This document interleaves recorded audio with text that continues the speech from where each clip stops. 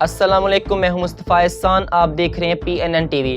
Corona کی تیسری لہر کے پیش نظر حکومت کی جانب سے ایک بار پھر بند کیے جانے والے تعلیمی اداروں کے مالکان، اساتذہ، طلباء اور والدین نے اسلام آباد کے ڈی چوک پر کاشف مرزا کی قیادت میں شدید احتجاج کیا۔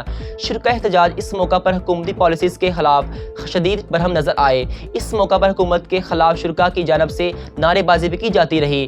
شرکاء نے ہاتھوں میں کارڈ بھی اٹھا رکھے تھے۔ اس حوالے سے شرکاء نے PNN ٹی وی سے خصوصی گفتگو کی۔ اس موقع پر ان کا کیا کہنا تھا، آئیے آپ کو سنواتے ہیں۔ میں چوہی شاہ صاحب سے پوچھنا چاہوں گا کہ وہ لانگ مارچ میں کس لیے تشریف لائیں، کیا مقصد ہے ان کے آنے کا؟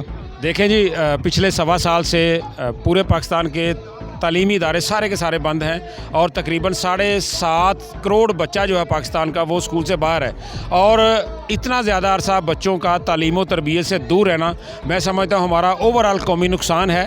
تو میری حکومت وقت سے گزارش ہے کہ آج کے انوکھے لاڈلے وزیر اعظم ہمارے چاند سے بچوں کے مستقبل سے کھیلنے کی بات کو چھوڑیں، اور وہ اس بات کو جانتے ہیں کہ اسکولوں میں جتنا SOPs کو فالو کیا جا سکتا ہے وہ سب سے بہترین ہے۔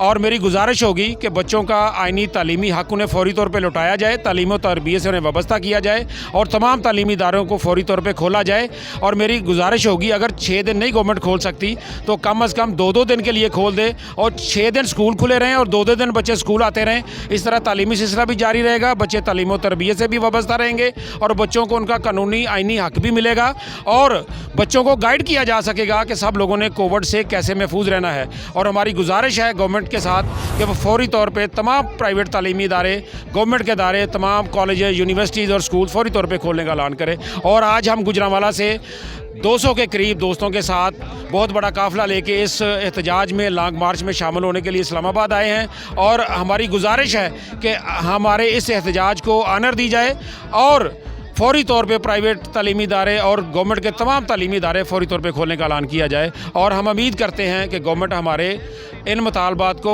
مانے گی۔ بہت شکریہ۔ اب تک کے لیے اتنا ہی۔ مزید خبروں کی تفصیلات جاننے کے لیے ہماری ویب سائٹ وزٹ کریں PNNTV.online، اور رہی ہر خبر سے باخبر۔